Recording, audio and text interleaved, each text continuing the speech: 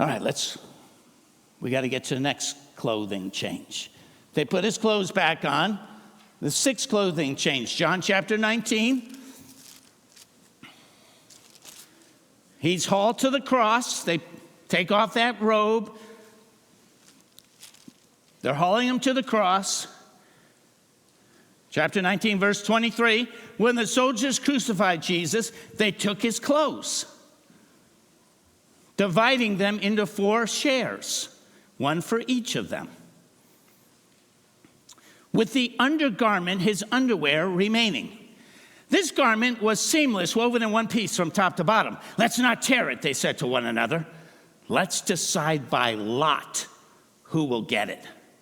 This happened that the scripture might be fulfilled that said, they divided my clothes among them and cast lots for my garment. So this is what the soldiers did. Now, the soldiers had no idea that they were fulfilling prophecy. I'm sure they were Roman soldiers. I'm sure they did not study Psalm 22 that speaks of Jesus being on the cross. Psalm 22, the whole psalm is about what Christ goes through on the cross. Verse 1, my God, why have you forsaken me? That should sound very familiar to you. But then it's a description of him on the cross. Verse 14, I am poured out like water, and all my bones are disjointed. When you're hanging on the cross, every bone gets knocked out of place as you're stretched out on the cross.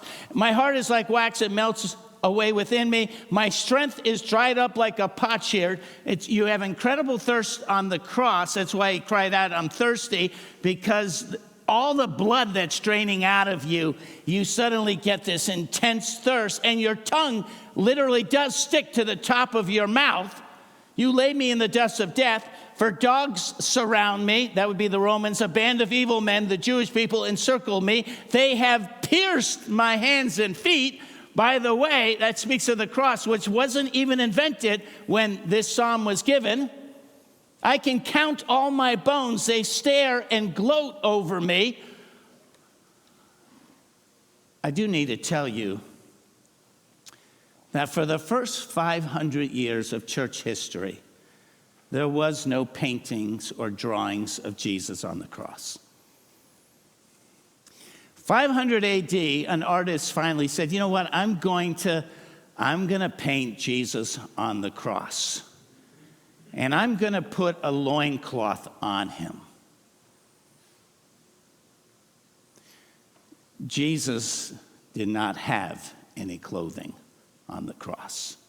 The Romans crucified their victims. Part of the gloating and the staring, part of the humiliation, the soldiers took his undergarment. That's all they wore. They didn't have a loincloth. Part of the humiliation is Jesus was naked on the cross. And the reason no one ever drew or painted was out of the sacredness of the Son of God being on that cross naked. And so in 500 AD, and from that point on, the artist began to put loincloth on it, out of respect. But you understand, that's not what Christ actually went through on the cross. That's why I'm mixed when we make paintings and stuff that doesn't totally tell the truth. They divide my garments among them and cast lots for my clothing.